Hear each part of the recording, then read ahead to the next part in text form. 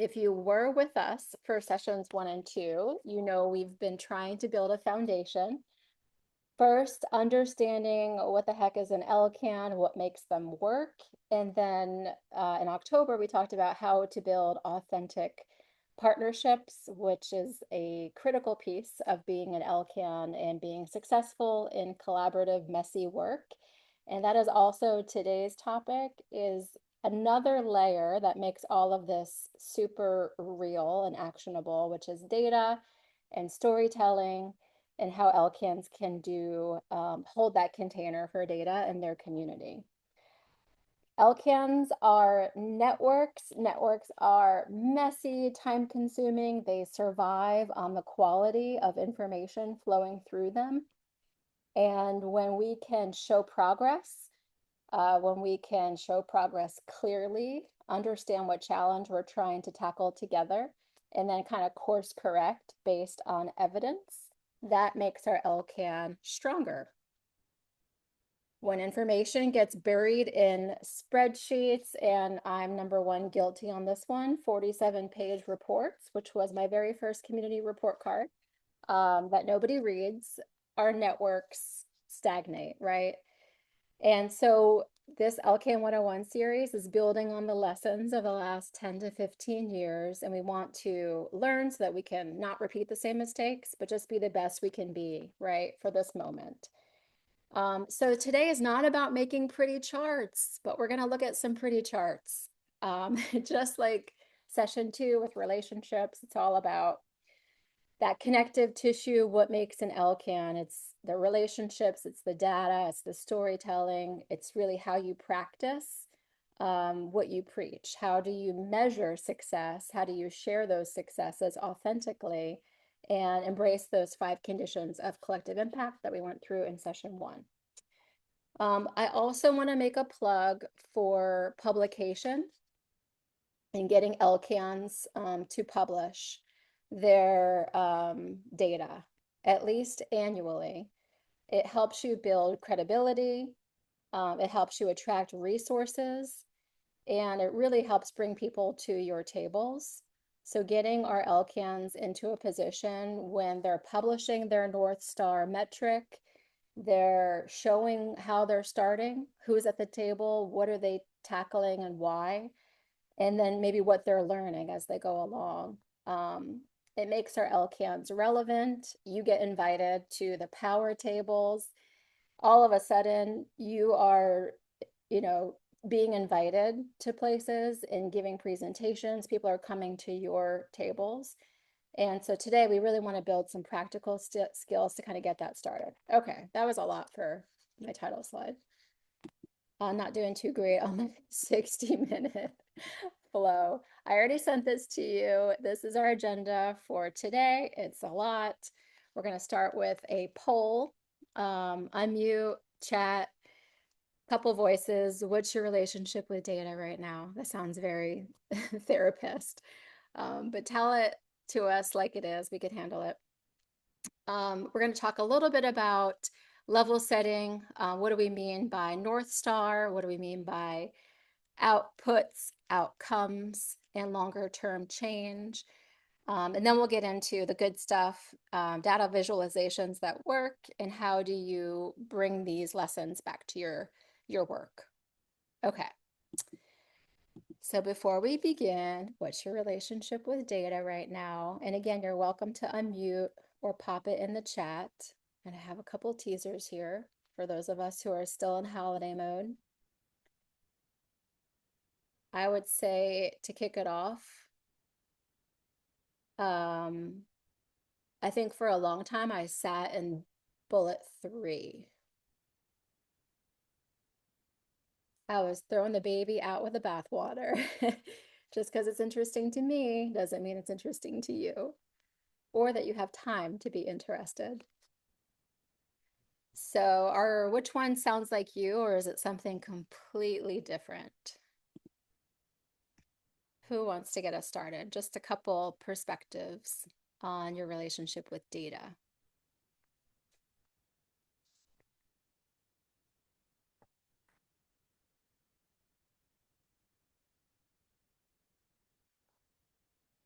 Thank you, Megan, for kicking us off, you brave soul. I guess I could have just come on audio, right? That's okay. It was good to see you too. And I Yeah, know being the we've been savvy stuck in nonprofit the executive that you know what all of this means. right. Yeah, we've been stuck in the activities, I think, for a long time and counting that and trying to push that, but not looking at metrics that has shifted. And so we kind of have our data points, and we're very lucky that we have access to a lot of different data from the schools and from organizations. So it's just kind of figuring out what do we exactly want to look at and make sure we're conveying to people to um, increase involvement. Yep. And you're looks like you're seeing some snaps.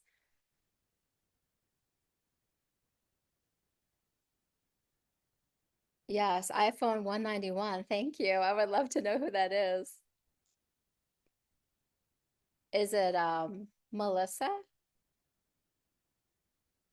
Anyway, don't worry about unmuting. Um, yes, welcome. So the good thing about being in this space is that this is completely a learnable skill. And I was thinking about how to do this because I have a lot of before and afters that are actually parked in the toolkit for this session that I'll share in the follow-up notes. But I wanted to just kind of like tell you my story about starting to care about presenting data to the public in my community when I ran an LCAN. So I'm going to be a little bit vulnerable in this session and show you my data charts from before I knew anything. And then I'm going to show you from when I knew a little bit of something. And then we're going to talk about what would we do today, 10 years later.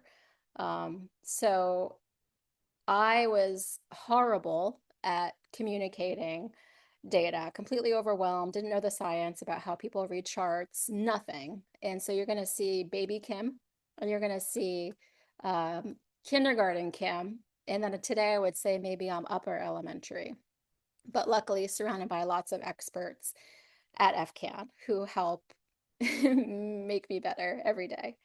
So when we can translate data though into clear stories that bring people to our LCAN, that's really the crux of what we're trying to accomplish today. So first, we're going to get into a little bit of what was shared in the chat, and this was not planted. How beautiful is that when that happens? And we're all guilty of what we call the activity trap.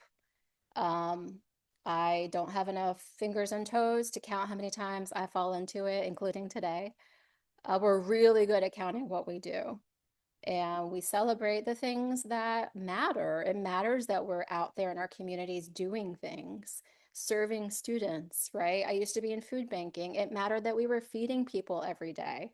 We weren't changing any outcomes. But you know what? That person did not go to bed hungry. So all of this matters. These are real accomplishments that we need to be doing.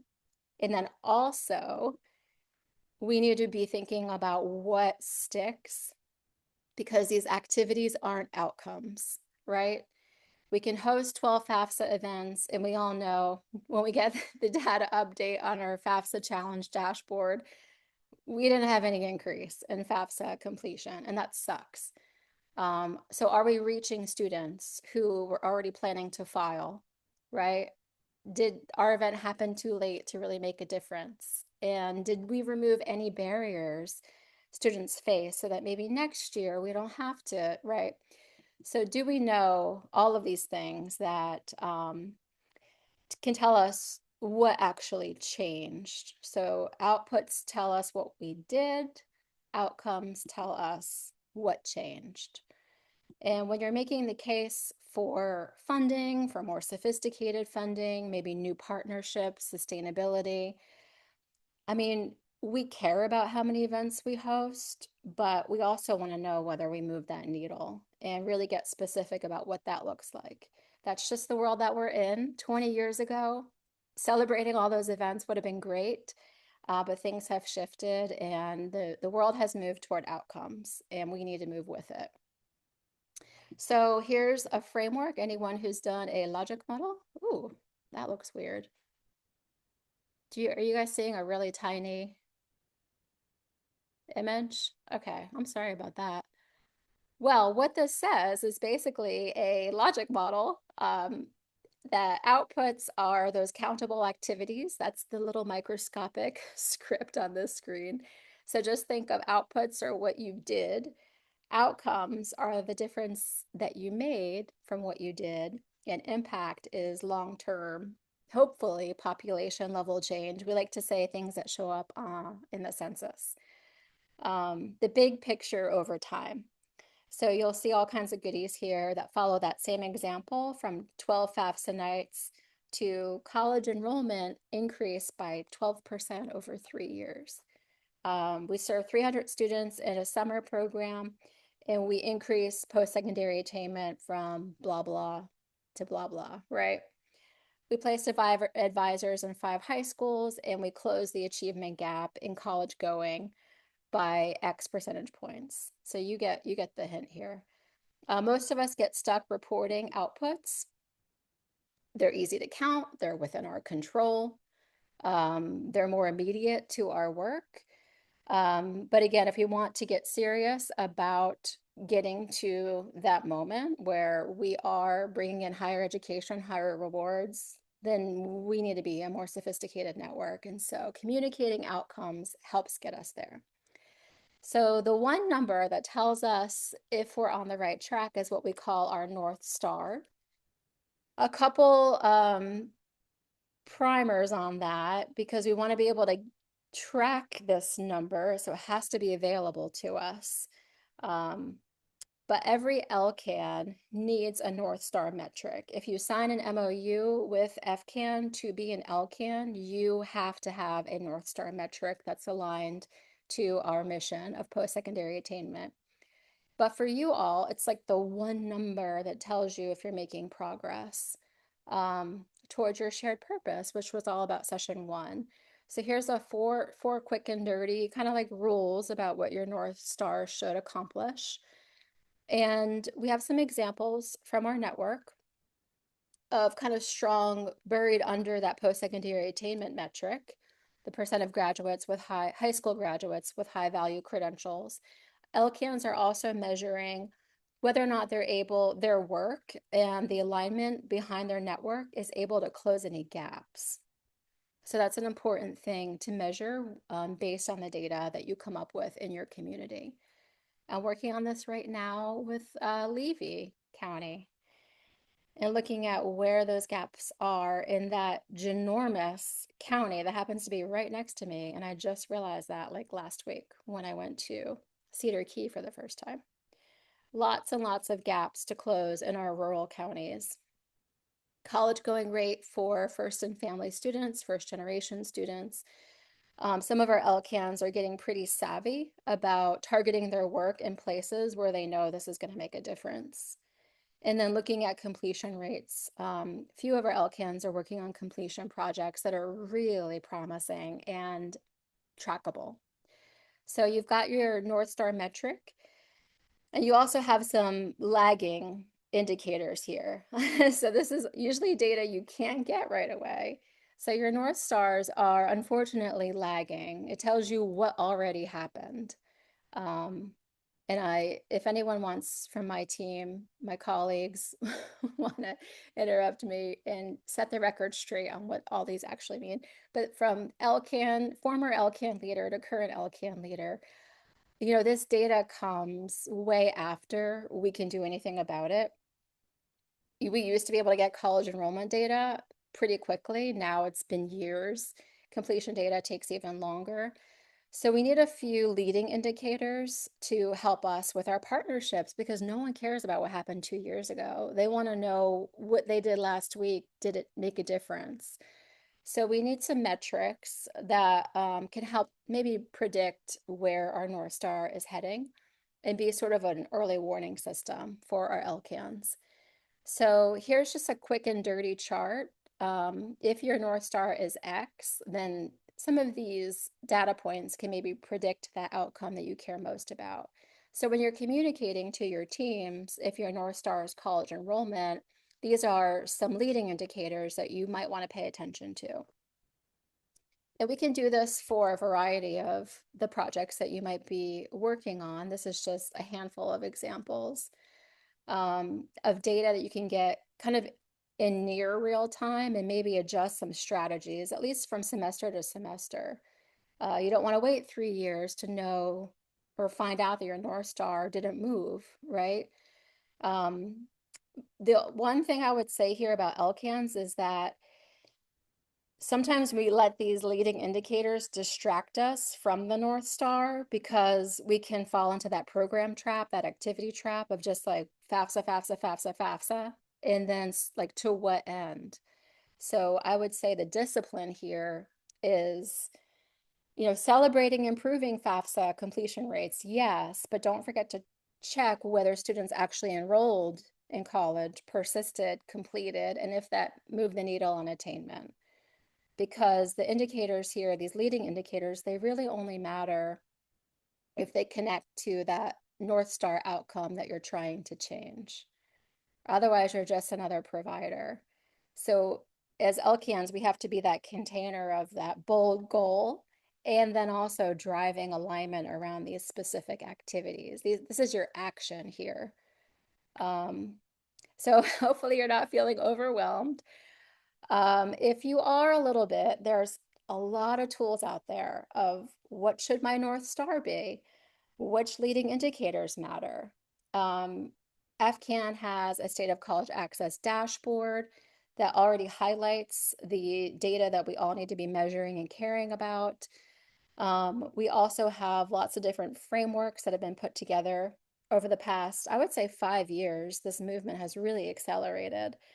And one of them that we use in our data COP and that all the LCANs that were part of that project over the past 2 years have gotten really savvy about is Mathematica's Education to Workforce Framework. This was a tool funded by the Gates Foundation 3 years ago. It's now in its third generation.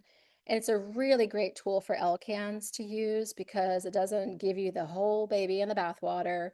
It gives you 20 essential questions, 99 indicators, in a way to frame your conversations around the moments that you care about in college access. So, looking at this framework from high school to post-secondary, an essential question could be, are students completing the key milestones that can predict enrollment in college, in higher education? Are they enrolling in programs aligned with their goals? Are they persisting through the first year? And then you find the indicators in your community that help answer that question. Many of them are in our FCAN State of College Access dashboard and in other sources. So it's a great framework if you are lost and really want to know some, science-based.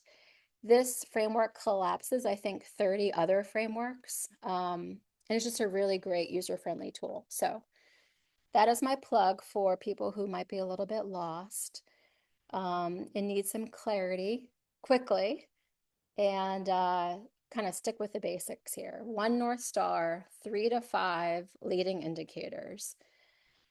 So when you get to that point and you're ready to sort of visualize what your partnership is choosing, this is where we move from kind of what do we measure, which is this slide right here, to how do we communicate it. And that's where I'm going to show a little bit later on some before and after chart makeovers and the framework that we're using. So we'll pivot to the second half of the call. I'm doing a time check. I'm actually good on my time right now. Is everything making sense so far? Okay. I know this is the part that everyone really wants to say, but I just felt like I had a level set a little bit on why are we talking so much about communicating about data first. So we are going to use a couple tools here. So I mentioned the Education to Workforce framework, and you're going to totally crush on that if you haven't already. And so maybe kicking this off with some common mistakes that we've made and maybe why they're mistakes. Something that I've learned is that our brains are just huge eyeballs. Like we can only hold a certain number of, or maybe Dave Sobush is the exception, but most of us can only hold tiny chunks of information at the same time. So the more we clutter our communications, the less effective we are. And there's actually like a number, I think I have actually here on the slide, that we can only hold 3 to 5 chunks of information at once. So if we've got a really clunky pie chart that has more than 3 to 5 slices, our brains, with a couple of exceptions of the really smart ones among us, literally can't read it. So the charts that humans have a lot of difficulty with are all the geometry charts. So any kind of like angles, areas, volume. So bubble charts, pie charts, we're like really terrible at reading these. We're better at things that are along a common scale. So like bar charts, dot plots. And so we're going to kind of look at this chart chooser tool in a little bit. But when you're shown a table with, 47 cells or a graph with 12 different colors on it or a pie chart with 100 slices, we're really exceeding our brain capacity and people's brains shut down, right? The opposite of what you want in your LCAN network building. And it's not because people don't care about your work, they just can't process it, especially today. This is like 5-year-old data. I mean, what is today's brain in the age of these short form videos? I don't even want to know. So I thought I would just come up with like, and I have my source here on the next slide. This is not just Kim inventing stuff. Some common mistakes that we see.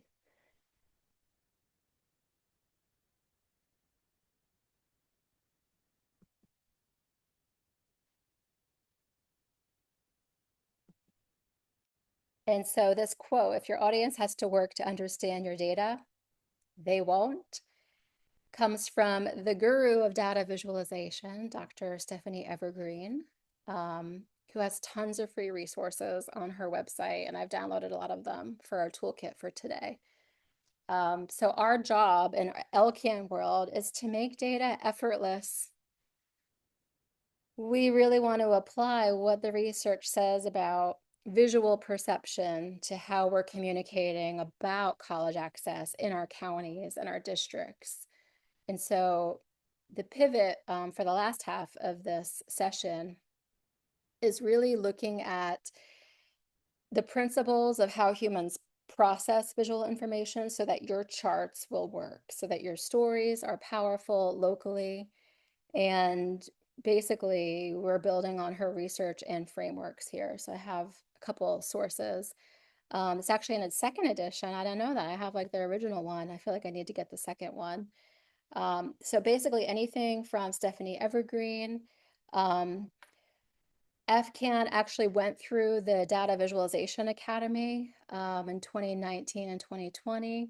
We had a few LCANs that were part of it. Unfortunately, none of those leaders are in their LCAN anymore, but we're definitely thinking about bringing more tools like this to our network to help you all as you think about publishing and putting data out there to bring more resources to you. But in the meantime, she's got wonderful books and toolkits and even a free YouTube video where she walks you through the basics of data visualizations in less than 60 minutes.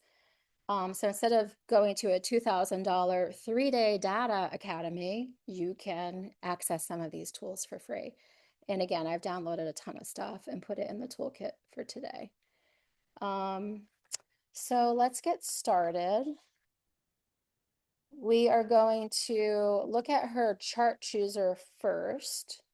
Oh, we're going to look at her 4-step process first before we get to chart chooser.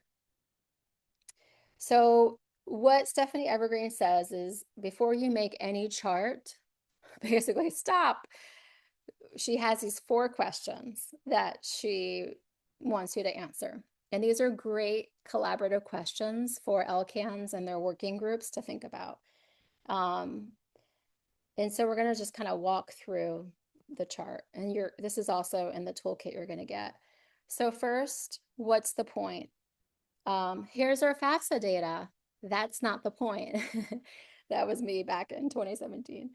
The point is, look at all the schools in our district. These three need immediate support. Or guess what? Great news. We are closing the gap for students in X, Y, and Z school. Or if we know for first gen students or for students who are, in this particular program. So write it as a complete sentence. And if you can't write it, what she says is you are not ready to make a chart. So step one, what's the point? Step two, on the right, is who is the audience and how will it be delivered to them? So is this going in a packet to your school board? Are you updating them on your LCAN? And is this an agenda item?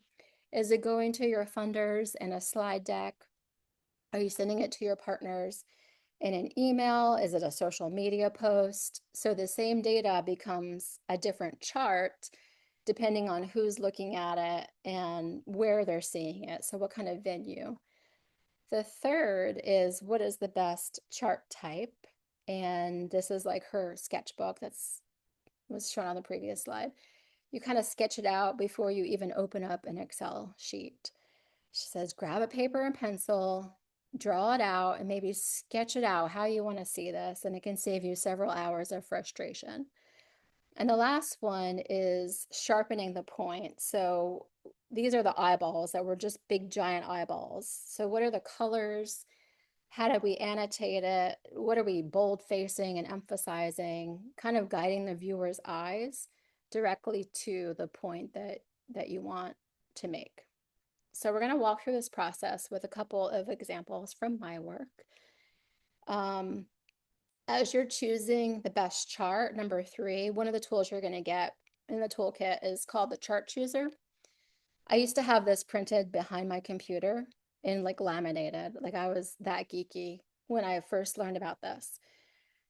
This has been downloaded like over 100,000 times, she says in one of her recent blog posts. So what Stephanie says is that most people approach chart choosing backwards. They look at their data and they're like, oh, what chart can I make? And she's like, obviously, that's the wrong question. Look at my four-step visualization process. Your first question is, what story am I trying to tell? Are you showing one important number?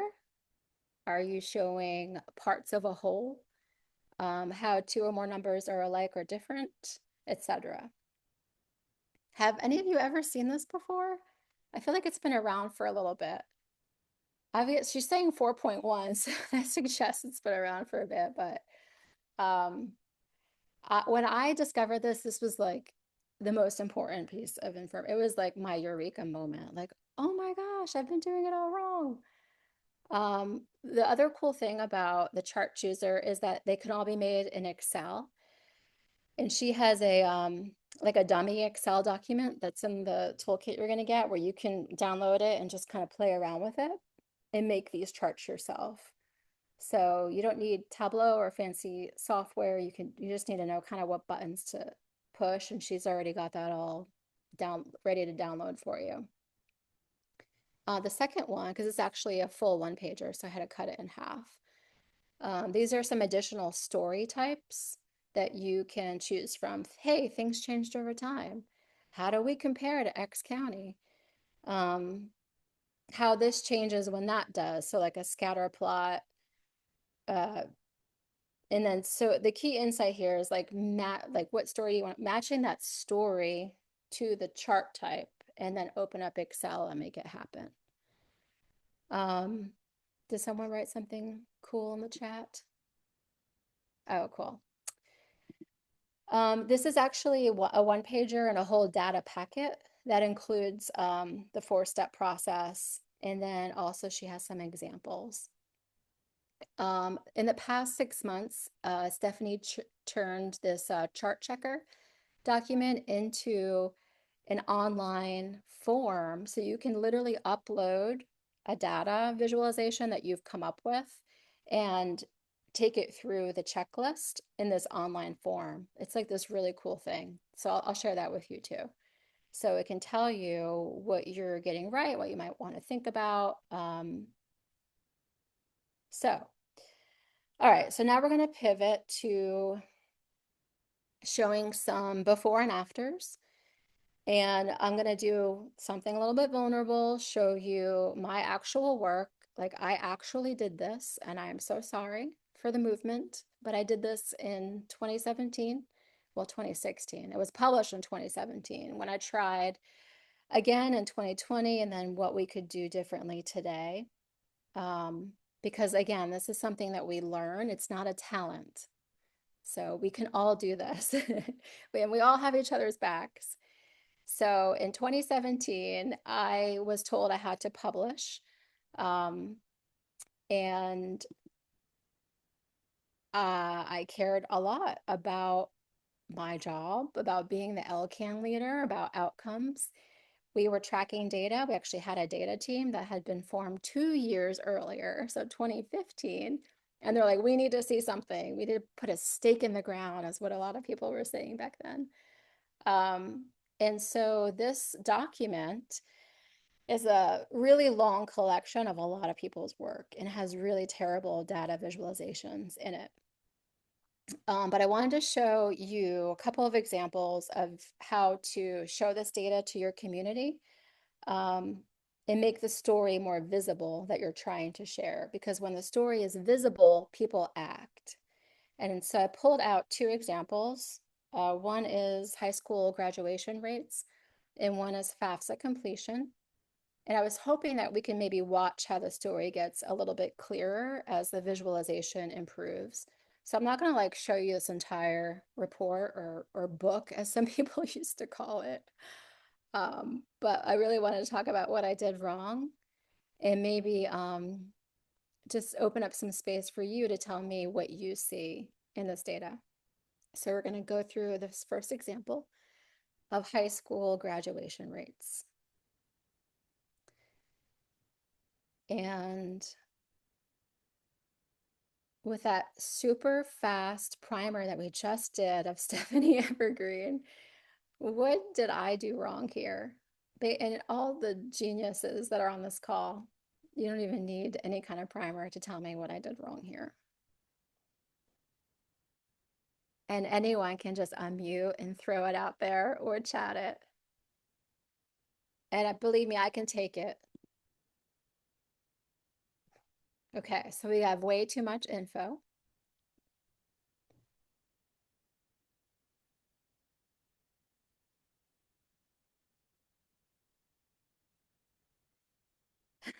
I think you guys are quiet because you're like, what the heck? We've got we got three different icons. Would it What have been better to do like the line, where you can show little people? one line is the whole and then one the male and one the female? I don't even know. This is like the end of the day for me, and I've had like 700 meetings. I'm like, I don't even know what this data is saying. Okay, so we're starting at 20. That's like a problem, right? And obviously this is trying to be disaggregated. And so we're looking at gender, race, ethnicity for this one school year. Um, I think. Um, okay, so if I put on my Stephanie Evergreen hat, so all the bars are the same color. We don't know which gaps matter most. It's not sorted, right? So we probably would put it in some kind of order, maybe lower percentage to higher percentage. Um, and maybe thinking about an equity story. You really have to hunt here for the biggest gap. I mean, first of all, if you can even read these little people, as Jennifer said, um, and the male-female thing really just adds clutter without insight. So, and this generic title is just completely terrible. Uh, and then the colors. What I found out after this was published is that this is a non-color blind friendly red. And so the people who in my community who are colorblind literally could not read this entire report. So the chart shows data, I guess, but who among us thinks that it tells a story? super confusing and very embarrassing. But this is what I published a decade ago, and I'm very sorry. I'm going to save you from these mistakes. So this is a hypothetical after because, of course, the after never happened. This report had a long shelf life. Hey, I got some data out. Did anybody read it? I don't know. Um, I think so. The sorting by overall graduation rate, using different colors, um, and having the title tell the story are probably some of the headline things that we could do with this graphic.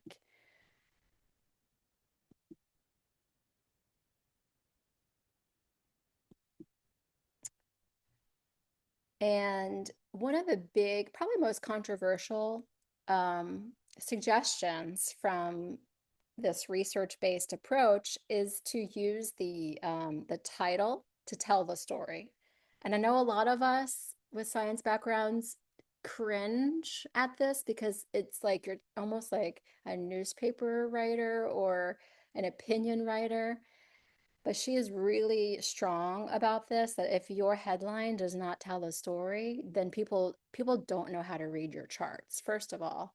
But at least if you're telling them what the chart says, they're more likely to get it in those 3 to 5 seconds that we have with people. So if I'm adding a title to my slide, this is what the data is actually saying. Black students have the lowest graduation rate and the biggest gender gap. Like, how long do you have to stare at this chart to get that information? I mean, I've been looking at this for a long time, and I would struggle to come up with that in the short amount of time I have with my readers. So it's the same data, and now it drives action instead of just kind of vomiting information. Right? What a powerful headline that would have been. And with just a couple different changes, I think I could have been a lot more effective in getting my team energized to make a difference. Okay, so now we're warmed up, and I want you to pick on me a lot more on this one. This is going to be our second example. You recognize the colors, we were consistent. This is FAFSA completion rates by high school. There are 7 of them, and we had to display all of them. So what is wrong here?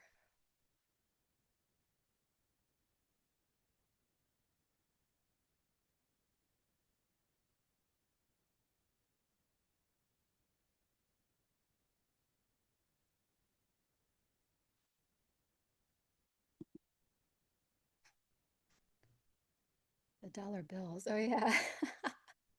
My eyeballs didn't even see the dollar bills. The order. I was trying to, when I was looking at this, I was like, well, it's not alphabetical. Is it reverse alphabetical? I don't think there's any kind of order. I don't think there are a lot of decisions being made about this graphic. Again, it was not put together with that kind of eyeball, right? Um, so yeah, the weird icon, again, there's no sorting by completion, like there's no clear visual pattern. It's just like going up and down, up and down. Horrible colors. Um, and really the same kind of point, no emphasis on who needs help, which school is struggling. Of course, Florida can be like a through line through the top instead of its own weird gray sidebar. Is that was kind of what Corey was saying earlier? Yeah. And it's just 1 year. Yes, Melissa, it's just 1 year. Like, who cares? Is it better or worse? How are we doing? Um, for this particular county at this moment, it was revolutionary just to even get this data and put it out there. Didn't have nearly the sophistication that we have now, with so many years to report and ways to think about this. And again, love the generic title. So we're showing data, but we're not guiding action. This is not going to get anyone to come to my FAFSA meeting. So I hate to say it, but I went through Stephanie's Data Viz Academy. And then this is what I came up with in 2020. And so I tried something in 2020. I showed 4 years of trend data. Now I've got the school logos instead of the school names. I tried out a title. Right? I'm trying to be a good student. And this is my graphic. So this was in the community report card for 2020. So four years later. So tell me what's still wrong with it.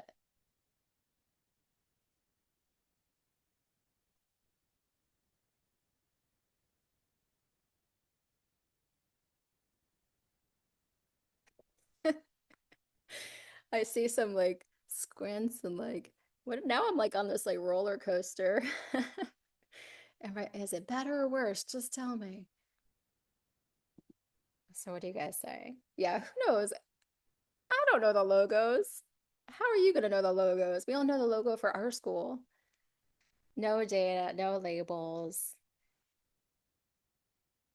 Yeah, like what is so you got like the color kind of matches and but you really have to work hard to understand what this is saying. So in fact, there are 28 bars. So I'm asking people, okay, we're going to compare schools and we're going to compare years at the same time. So remember our like chunks of information? People literally can only look at the first one. I don't even know what school that is. I think it's Escambia High School. But basically, that's all our eyeballs can do is one, not seven. Um, I think I chose the wrong chart type, going back to chart chooser for the story. So is the story really that it's a mixed bag, or is the story that certain schools need help now? And then if so, I should sort it again. Um, and if it's the story of are we improving over time, maybe it should be a line chart. Uh, Lots of different ways to think about showing this data. The four shades are, I guess, fine, but it distracts you from what you're trying to say. Like the years actually don't matter. What we're trying to show is the schools and their gaps. And so using color strategically is probably the lesson here. Um, so second attempt, maybe a tiny bit better, um, but still not clear, right? Lots of wild head nodding. So if we were to do this over today, and I actually went through the second Stephanie Evergreen training, um, and hopefully got a little bit more better, at least elementary school level, um, we would probably apply the four-step process and talk a little bit about what is the point here. Is it that 3 schools need immediate FAFSA support? Maybe if we're trying to focus on a place-based approach to driving our LCAN action? Is it that West Florida is hitting it out of the park and Pensacola is falling behind? If our story is about gaps and maybe bright spots? If our story is about, oh my gosh, we've been around for 4 years and Achieve Escambia sucks. What is the impact? We're not doing anything but spinning our wheels because look at these terrible numbers. I mean, that sucks. Um, or as a cranky blogger said when he looked at this report, um, 3 schools need immediate support, and this one West Florida, which happens to be a magnet school, should mentor the others. Like, okay, that's really helpful. But what's the point? Would have been a really helpful conversation to have. The second one is who's the audience? What are we trying to say here? And maybe that would have made this communication a lot better. And then the best chart type, we talked about that. I probably would have done it a lot differently had I taken that chart chooser seriously because that thing was around when I made this. So again, sorting, using different colors, and then making the graphic better, which is her sharpening the point. Step 4. So that's where you can do really cool things with your title. 3 high schools need immediate FAFSA support. Like maybe that should have been the headline for this particular graphic. So it's a pretty cool exercise. And again, now a lot of her tools are online where you can put your communication, your chart up against her survey, and it's all online. Like you could just upload it today and go through the checklist. Um, so wrapping the process up about how clarity drives action. And the more we can make our data clear to our partners, the more we can get them to that space of action where we're moving the needle, right? That's what we all want. So, building your case with data and story. Let's see where we are on time. Oh, good. Okay. So this is sort of like the magic formula. Corey will remember that we had an adage when we did our data COP a few years ago, no data without stories, no stories without data. So we really want to bring lived experience. Qualitative data is data. When we're talking about hard numbers, we also want to talk about lived experiences and perspectives. So that's the data and the story together compels change, right? We're not a bunch of economists just throwing data out there. We really want to get to the heart of the matter. We want to know people's histories. How did our community end up like this, right? What are the scars that we inherited? And students are growing up here. How are they surviving? Who is able to make it? And what are the resources that they received? And can we bring more of those resources into our ecosystem? So that's sort of that persuasion structure that we like to guide LCANs toward. And so it goes kind of like you're hooking with that human story. The human story was supposed to have quotes around it.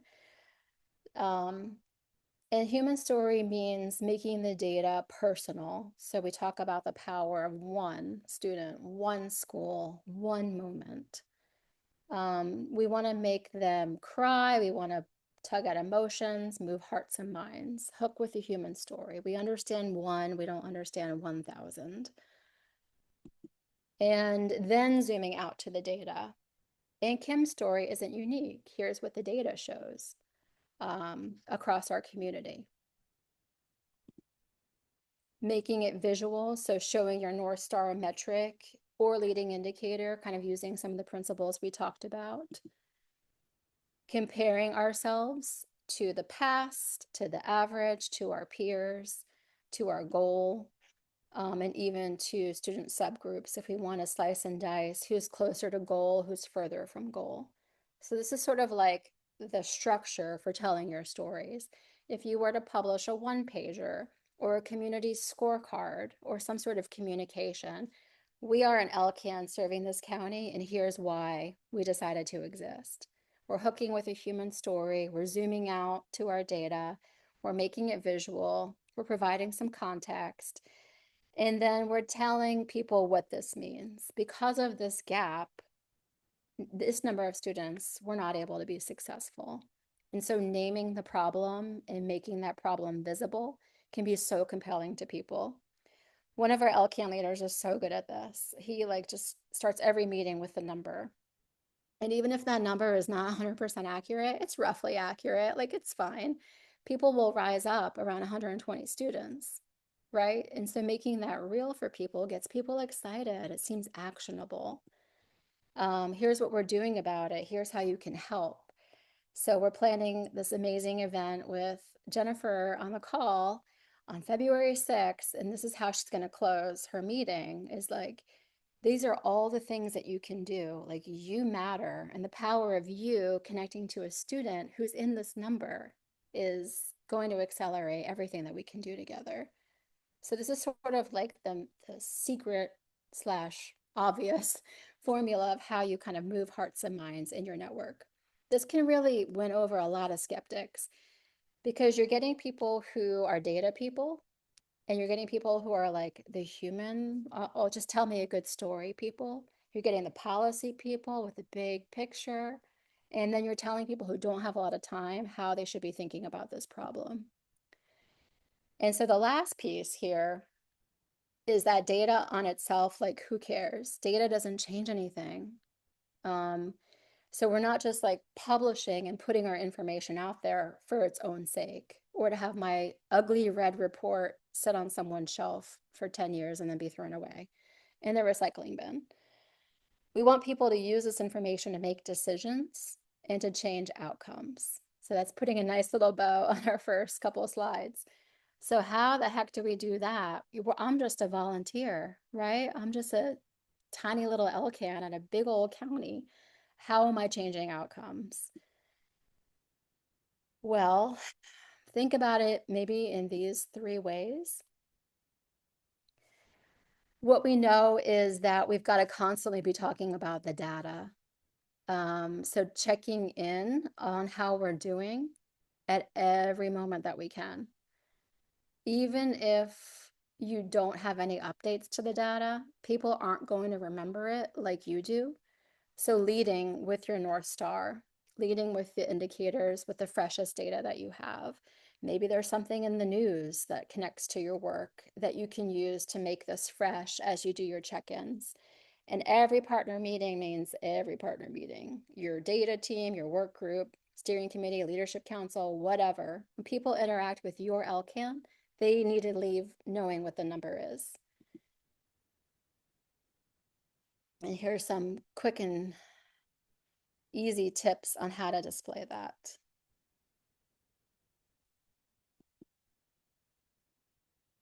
When you're doing projects like a FAFSA challenge, it's great to have these like rapid feedback cycles, these data action cycles, and these like regular moments where you bring people together to say, how is our trend going? With FAFSA, it's awesome because you can track it week to week, what's improving and why, what strategies can we adjust based on what we're learning, who's going to lead this.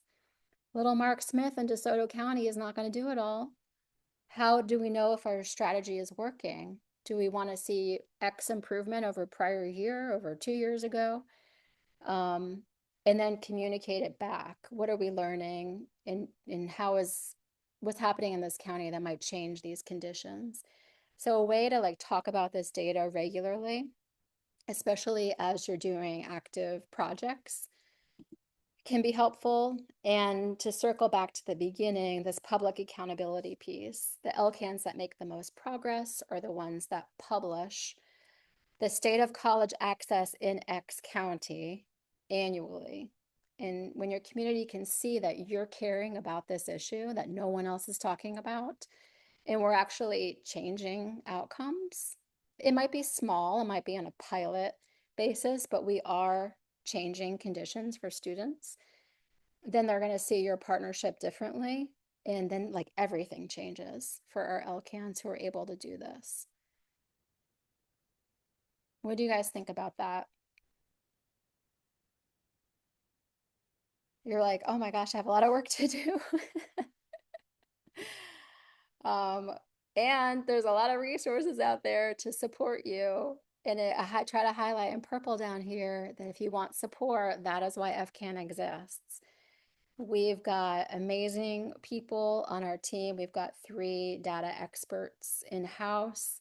We can help you decode the story of your community and maybe put together some actionable insights that you can take back to your team. We can be a guest speaker. We can pop into a Zoom call, whatever you need. And so this is what you're going to get from session 3 in our Learning Community folder.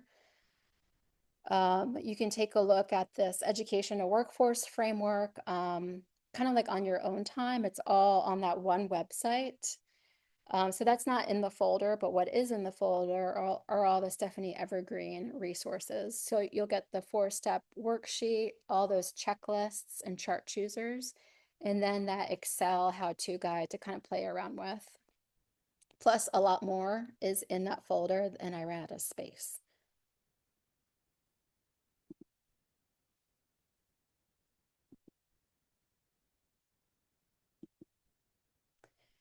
Whew, that was a lot. You guys sound like you really are with me.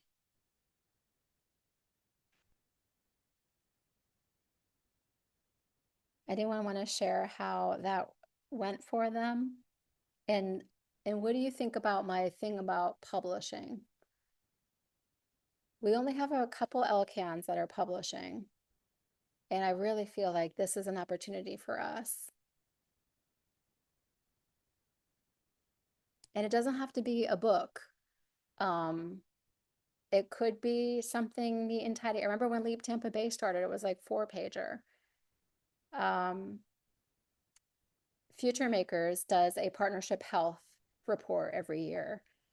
That is a little bit of a different take on a data report, less of a community report card and more about how are we coming together and what are we working on and what results have we seen. So there's lots of different ways to think about publishing, but definitely a state of the world in our college access work is the goal. Now you've got to have something to say, right? And building that is also part of this 101 process. Um, so knowing that we are all living in a topsy-turvy world, we thought session 4, which is actually in 2 weeks, would be a good thing to introduce. So we've done what the heck is an LCAN? How do I do this? How do I build relationships? How do I communicate and show what's happening to students in my county?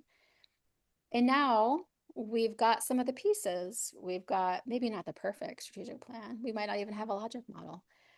And we're definitely not updating our data dashboard, but let's say you are. So what? The superintendent just retired. He was your founder and your champion. Yes, that happened to me. Your biggest funder decides to shift priorities. Yes, that happened to me. They actually closed. And your LCAN backbone wants to go in a different direction. Yes, that happened to me. So this happens to our network all the time. There's constant ebb and flow. And so how do we think about that? How do we stay together? How do we maintain our progress? When the inevitable will happen. One of our LCANs has gone through 8 superintendents in a decade. And it's almost impossible to do this work without your school district. So that's a huge problem. So this session, we'll talk about some of these bullets here on the right. And this is just the reality of trying to do collaborative work. It's messy, and we need to be able to predict the unpredictable. So this is going to be a really fun, very real session 4.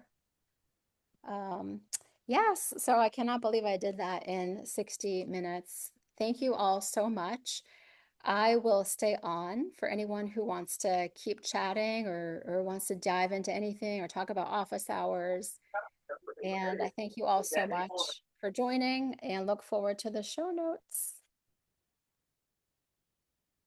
and the call and whoever wants to Thank stay you. to talk to you. Good to see you. All good resources too. Thanks. This was good, Kimberly.